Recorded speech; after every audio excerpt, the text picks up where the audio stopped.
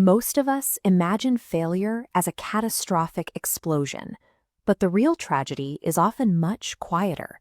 It is the sound of decades vanishing while someone sits in a state of comfortable stagnation. When you start with absolutely nothing, psychology shows that extreme scarcity forces a brutal split. It either paralyzes an individual with fear or compels them to move with a desperation that more comfortable people simply cannot match. The default human reaction to hitting rock bottom is to seek an immediate exit from the pain. We reach for cheap, instant comforts to numb the stress of our daily reality. Yet a small minority looks at that same zero and sees a blank slate. They recognize that their current lack of resources provides a rare kind of freedom to take risks that those with something to lose won't touch. If you study those who successfully build wealth from nothing, you find their initial advantage was never a secret bank account or a lucky break.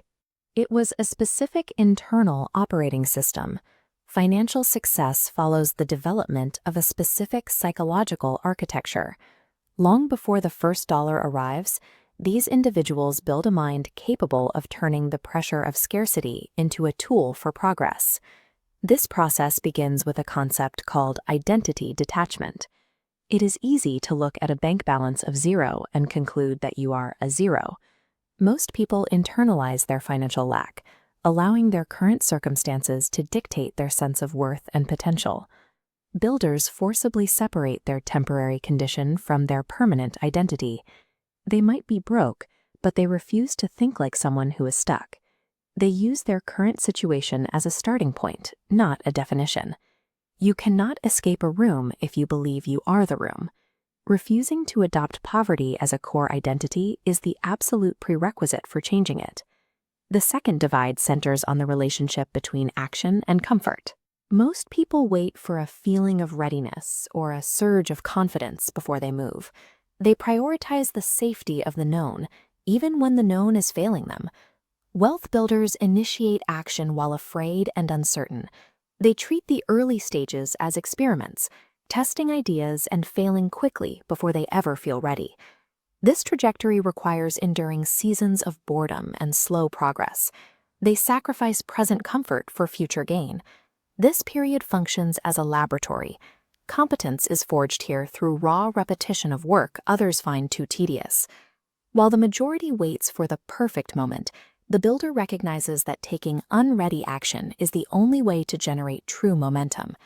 This leads to the third contrast, the individual's relationship with risk.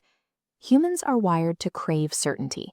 We often stay in failing situations because the danger of the new feels more threatening than the slow decay of the current. Escaping zero requires a total embrace of uncertainty. It demands the willingness to learn new skills, relocate, or start ventures that offer no guarantee of success. This isn't blind gambling. Successful risk-takers practice calculated discomfort.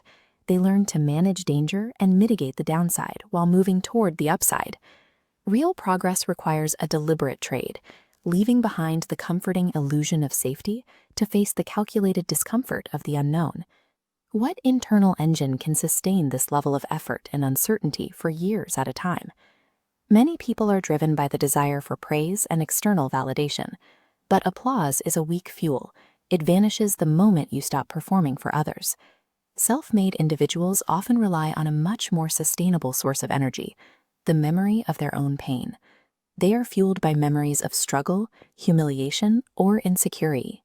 The visceral experience of lack creates an emotional charge that makes the idea of returning to their old life intolerable. These individuals are rarely running towards a luxury lifestyle. They are running away from a version of reality they refuse to inhabit ever again.